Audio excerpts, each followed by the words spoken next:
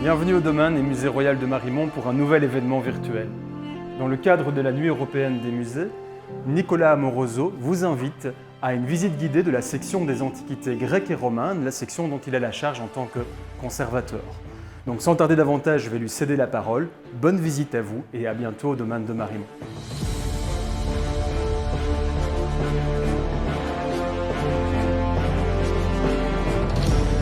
Bonjour, je suis ravi de vous accueillir dans la section des antiquités grecques et romaines pour vous parler aujourd'hui du monde des divinités.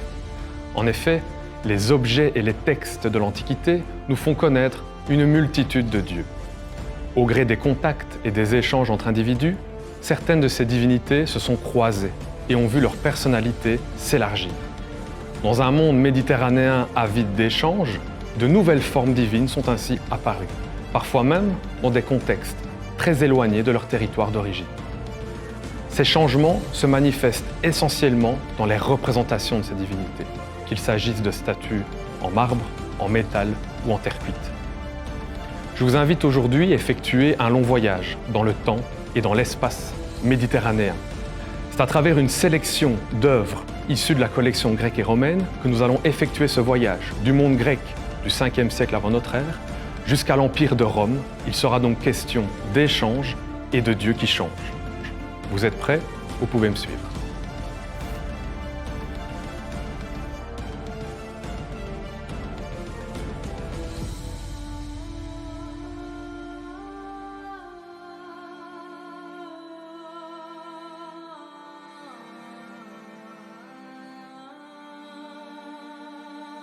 Notre voyage commence en Méditerranée orientale, à Chypre, un lieu d'échange par excellence.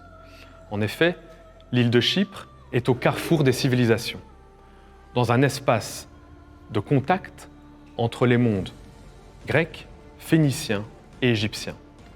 C'est du moins en territoire chypriote que l'on attribue cette statuette en calcaire datée du 5e siècle avant Jésus-Christ.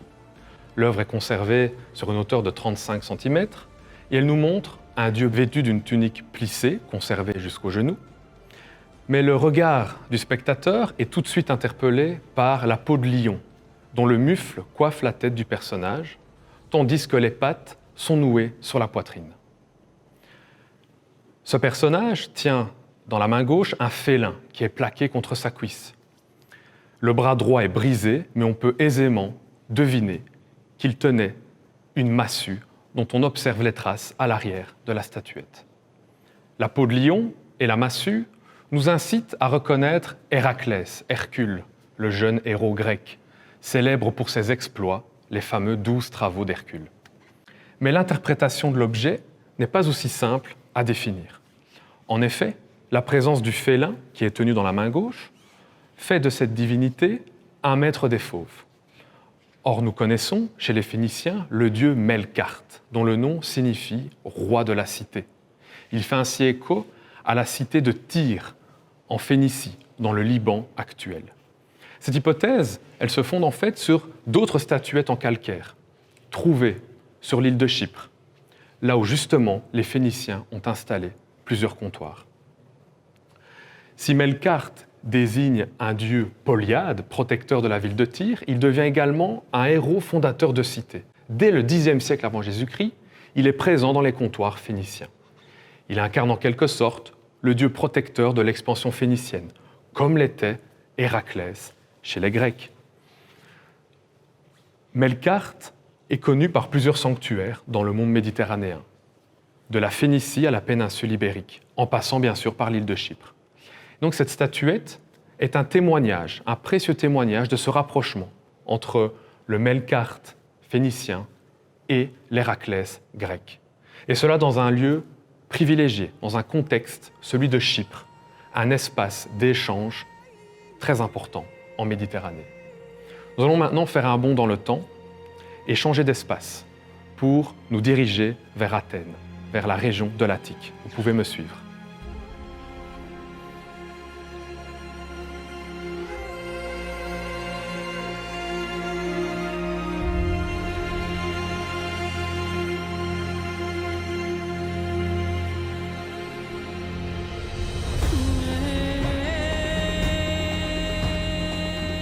Ce deuxième objet nous amène à proximité d'Athènes, en Attique, dans la région du Laurion, une région réputée pour ses mines de cuivre, de plomb et surtout d'argent. En effet, c'est de cette région que proviendrait cette statuette en marbre haute de 45 cm de haut. Elle est datée du IVe siècle avant Jésus-Christ et elle représente une divinité féminine. Celle-ci est vêtue d'une tunique par-dessus laquelle est jetée une nébride. La nébride désigne une peau de bête qui apparaît ici nouée sur la poitrine et dont on peut voir une patte de l'animal jetée par devant. Le personnage porte également un bonnet d'origine orientale qu'on appelle le bonnet phrygien, qui fait donc écho à la Phrygie, une région antique de l'Anatolie, aujourd'hui en Turquie. La divinité porte également de hautes bottes et vous voyez qu'elle est accompagnée par un chien dont la tête est manquante. D'ailleurs, les bras de ces statuettes sont également manquants. Cette image est celle d'une divinité d'origine thrace, appelée Bendis. La Thrace correspond à une région du monde antique, située dans la péninsule balkanique, et qui couvre une partie de la Bulgarie actuelle. Que faisait cet objet qui représente une divinité thrace à proximité d'Athènes? Alors nous savons, grâce au texte et à plusieurs inscriptions, que le culte de Bendis a été introduit à Athènes en 431 avant Jésus-Christ, suite à l'alliance signée entre Athènes et un roi de Thrace. Il serait donc tentant de penser que cette statuette ait été importée de Thrace par un individu qui se trouvait à Athènes. Nous savons justement qu'au IVe siècle avant Jésus-Christ, il y avait dans cette région minière du Laurion plusieurs ouvriers d'origine thrace. Mais cela reste une hypothèse. Ce qui est certain, c'est que cette statue fait écho à d'autres images de cette déesse Bendis, qui ont toutes la même iconographie. Les bottes, le vêtement de chasseresse, la rapprochent d'une autre divinité, la déesse Artémis, une déesse à la personnalité complexe. Elle est la fille de Zeus et de Leto, la sœur d'Apollon. C'est une divinité chasseresse. Elle préside aux naissances. C'est aussi une divinité guérisseuse. Ce rapprochement entre les deux divinités pourrait s'expliquer par la proximité géographique entre deux sanctuaires, l'un dédié à Bendis, l'autre à Artémis. Ces deux sanctuaires se trouvent au Pirée, le célèbre port d'Athènes. Mais retenons aussi que les prérogatives de ces deux divinités sont connectées, puisque ce sont toutes deux des divinités chasseresses, des déesses de la nature sauvage, et que leur culte est lié à la fertilité. Nous allons maintenant changer d'espace géographique et avancer un petit peu dans le temps pour parler d'un autre rapprochement entre deux divinités, l'une grecque et l'autre proche-orientale. L'œuvre qui nous intéresse est celle-ci. Il s'agit d'une statuette en bronze datée de l'époque hellénistique, c'est-à-dire entre la fin du IVe siècle et la fin du 1er siècle avant notre ère. De provenance inconnue, cet objet peut être attribué avec une relative certitude à la Syrie antique. Comment? Grâce à une série de statuettes analogues qui se trouvent aujourd'hui au musée du Louvre, à Paris, et qui présentent la même iconographie que notre statuette.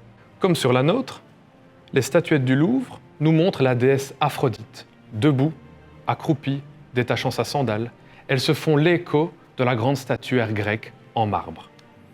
L'œuvre de Marimon se distingue toutefois puisqu'elle montre Aphrodite dans une attitude dite pudique. Vous voyez qu'elle place sa main droite devant la poitrine, tandis que la main gauche masque les parties intimes. C'est une image de la déesse nue qui présente une chevelure bouclée, séparée par une raie médiane, avec un bandeau dans les cheveux. Mais ce qui étonne sur cette statuette, c'est littéralement la présence de bijoux. Vous voyez que la divinité porte au poignet gauche un bracelet en bronze, à la cheville droite un bracelet en or, et bien sûr la paire de boucles d'oreilles en or qui encadre le visage. Avec sa parure, ses bijoux, cette statuette constitue un précieux témoignage des images d'Aphrodite telles qu'elles ont été réalisées dans la partie orientale de la Méditerranée. Nous connaissons effectivement des statuettes analogues qui proviennent de tombes. Elles étaient alors placées sous la tête de la défunte. La critique a voulu reconnaître des images qui associent l'Aphrodite des Grecs à une autre divinité, une déesse proche-orientale qui s'appelle Astarté, et dont le culte est lui aussi, comme pour Aphrodite, lié à la fécondité et à la fertilité. Sur d'autres objets encore, on peut même voir la couronne d'Isis apparaître au sommet de la tête de la déesse. Ce sont donc des images plurielles, peu importe la manière dont on les nommait. Il doit s'agir d'une représentation d'une divinité, protectrice de la féminité, des femmes et du mariage. Et cette hypothèse, on peut l'appuyer grâce à des textes qui datent quant à eux de l'époque romaine. Ce sont des contrats de mariage trouvés en Égypte, qui ont été écrits sur du papyrus et qui nous fournissent une liste d'objets qui accompagnaient la dot de la mariée. Et parmi cette liste d'objets figure presque systématiquement une statuette en métal, en bronze ou en argent, représentant justement la déesse Aphrodite. Alors nous allons maintenant rester à l'époque hellénistique et nous diriger vers le monde égyptien, en nous intéressant à l'une des œuvres emblématiques du Musée royal de Marimont, ce buste en marbre. Ce dernier illustre à merveille le phénomène des migrations divines dans le monde antique. Il s'agit d'un buste qui provient de Rome, il est conservé sur une hauteur de 60 cm.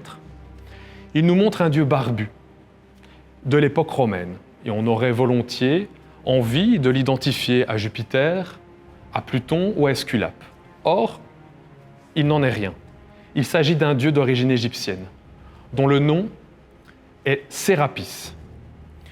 Alors, comment pouvons-nous en être sûrs ? C'est parce que ce dieu barbu, qui porte une tunique plissée, conserve au sommet du crâne la base d'un élément cylindrique, qui devait recevoir un attribut aujourd'hui disparu, le modius ou le calatos. Ces deux termes désignent une corbeille qu'on utilisait dans l'Antiquité pour mesurer le grain. C'est donc un symbole de fertilité, de prospérité. Mais comment comprendre la présence d'un dieu égyptien à Rome ? Et surtout, pourquoi dit-on qu'il est égyptien alors que son apparence le rapproche davantage d'autres divinités du panthéon romain ? Eh bien, pour comprendre et répondre à ces questions, il faut donc s'intéresser au contexte de l'Égypte ptolémaïque, qui voit régner la dynastie des Ptolémées, des souverains d'origine grecque. Vous pouvez d'ailleurs observer dans les salles plusieurs images, plusieurs représentations de statues, une première tête montrant la reine Arsinoé II, une deuxième qui conserve même des traces de polychromie montrant la reine Bérénice II, toutes deux du IIIe siècle avant Jésus-Christ, et enfin un buste colossal, attribué depuis sa découverte à Cléopâtre VII, la dernière reine d'Égypte.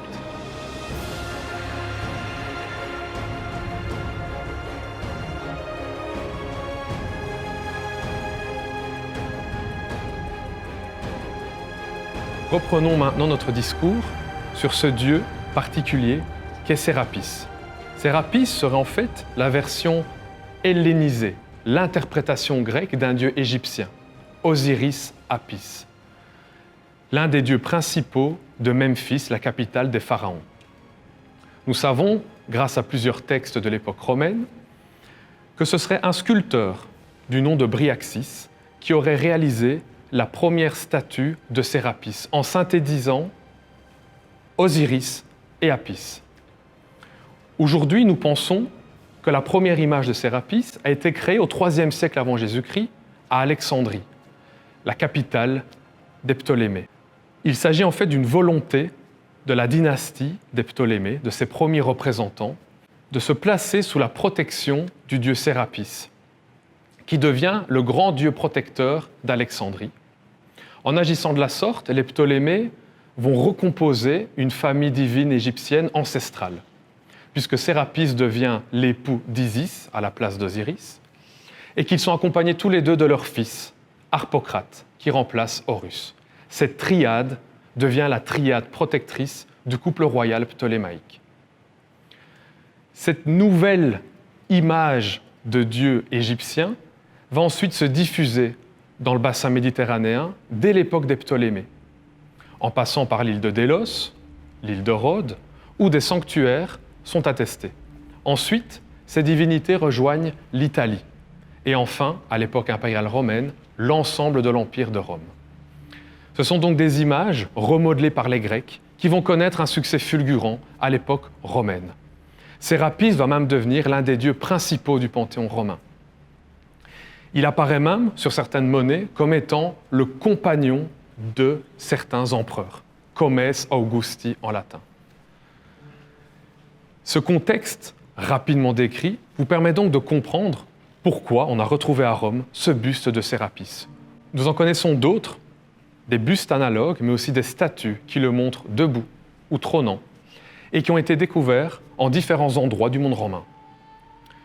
Ces images nous montrent la popularité du dieu Sérapis, dont la représentation de ce dieu barbu coiffé du calatos apparaît également sur d'autres objets, des lampes à huile, des statuettes en métal, en terre cuite, des bijoux. Cette vogue nous montre ainsi ce phénomène des migrations divines, d'un dieu d'origine égyptienne, remodelé par les Grecs, et qui circule ensuite dans un vaste territoire, celui de l'Empire romain. Mais ce phénomène n'est pas isolé. Sérapis n'est pas seul. À ses côtés, il y a une autre déesse, une autre divinité importante, Isis. Et c'est d'elle que je vais vous parler tout de suite. Je vous invite à me suivre. Nous allons changer de salle et entrer pleinement, cette fois, dans le monde romain. Venez.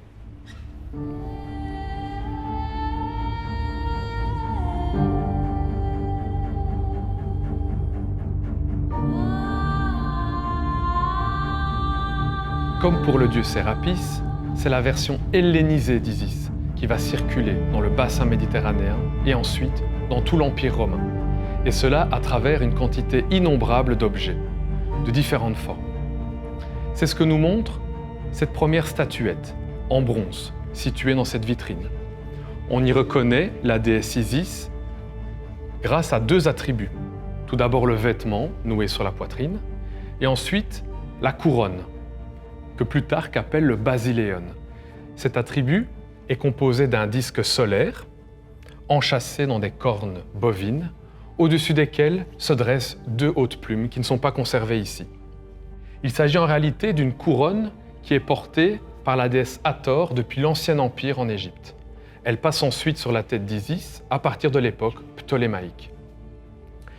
Si cette statuette montre une déesse égyptienne, elle n'a pourtant rien d'égyptien. Il s'agit en effet d'un petit bronze daté de l'époque romaine. On y voit la déesse tenant une double corne d'abondance et le manche brisé d'un gouvernail. C'est donc une représentation d'une divinité porteuse de richesse, souveraine de la mer, et également maîtresse du destin. Une image plurielle qu'il est bien difficile de nommer. La critique a pendant très longtemps reconnu une image d'Isis Fortuna, c'est-à-dire une représentation qui associe la déesse Isis à l'une des divinités majeures du panthéon romain, la fortune. Or, nous connaissons d'autres statuettes du même type, dont l'une a été trouvée en Syrie, dans une cité portuaire de Syrie.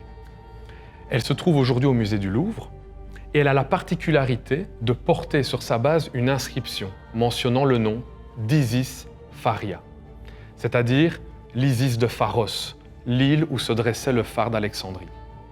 Cette statuette est donc très intéressante, puisqu'elle nous permet d'imaginer que ce type de représentation puisse exprimer les prérogatives d'Isis sur la mer. On pourrait même aller plus loin et penser que cette image fait écho au rôle joué par Isis et son époux Sérapis en tant que couple divin garant de l'approvisionnement en blé de la ville de Rome, et ce, au départ d'Alexandrie.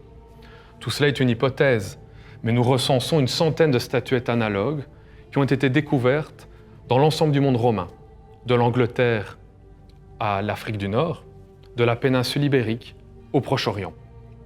Et nous avons justement une série de ces statuettes qui proviennent des cités ensevelies du Vésuve, Pompéi et Herculanum.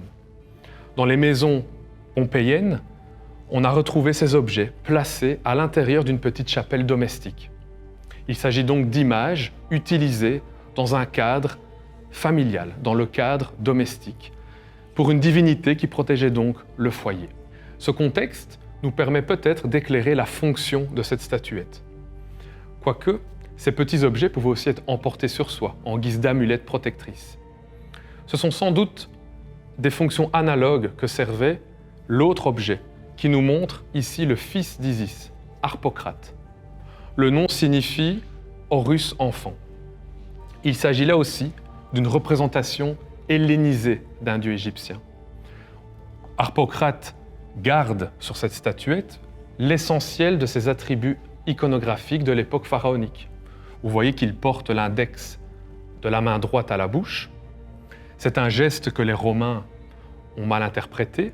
On pensait qu'il désignait une invitation au silence, alors que dans le monde égyptien, il signifie simplement l'enfance, ou bien manger ou parler.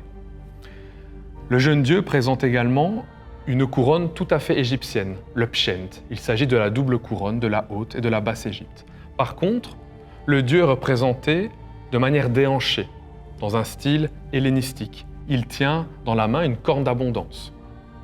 Et en outre, il porte autour du cou un pendentif, qu'on appelle la bulla, qui est une amulette protectrice que portaient les enfants de naissance libre romains. C'est ce type d'image qui va se diffuser également dans l'ensemble du monde romain. Harpocrate est très présent dans la sphère domestique et dans les objets du quotidien, sous la forme de statuettes, mais également aussi d'amulettes, de bijoux. Sa popularité est telle que Pline l'Ancien note qu'à son époque, même les hommes commencent à porter à leurs doigts une effigie d'Harpocrate et d'autres divinités de l'Égypte. Ces deux statuettes constituent donc de précieux témoignages de cette migration divine, de ces divinités égyptiennes qui ont donc été diffusées dans l'ensemble du monde romain. Notre voyage arrive tout doucement à son terme. Nous sommes partis de l'île de Chypre, un carrefour d'échanges entre plusieurs civilisations. Nous sommes passés par Athènes, par l'Attique, et ensuite par la Thrace, par Rome. Et nous arrivons maintenant en Gaule, plus précisément en Gaule romaine, puisque c'est de cette époque que date cette statuette en argent. Elle date du IIe siècle de notre ère. Elle a été trouvée à Saint-Honoré-les-Bains, aujourd'hui dans le Nièvre. Cette localité est réputée depuis l'Antiquité pour ses sources. D'ailleurs, les Romains y ont érigé des thermes. Il s'agit d'une image d'une divinité qui est coiffée d'un diadème. Elle porte également une tunique et un manteau. Le bras gauche est perdu, tandis que le bras droit devait tenir un sceptre. On peut y reconnaître une déesse romaine, mais laquelle? En l'absence d'attributs, cette question reste ouverte. Peut-être une Fortuna, la déesse de la fortune, qui devait tenir le sceptre et la corne d'abondance. Peut-être Cérès, la déesse de l'agriculture, de la fertilité.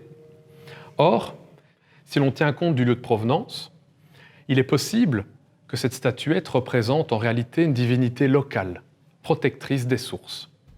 Le phénomène n'est pas isolé. Nous connaissons d'autres statuettes analogues, en bronze, qui représentent des déesses protectrices des sources. Et justement, les bronziers de l'époque romaine ont puisé dans le répertoire romain pour représenter des divinités locales.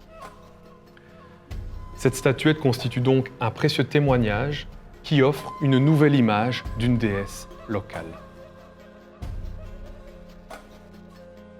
Alors nous avons observé aujourd'hui de nombreuses divinités à travers des objets dispersés dans le temps et dans l'espace.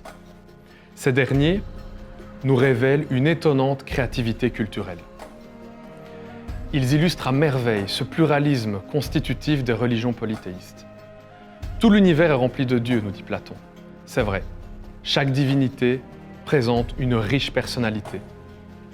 Elle possède également de nombreuses prérogatives. Ces dernières ont rendu possible des associations divines. Et celles-ci ont pu s'enrichir au gré des contacts et des échanges entre individus. Et cela durant pratiquement toute l'Antiquité. Je vous remercie de votre attention. À bientôt au Musée royal de Marimont.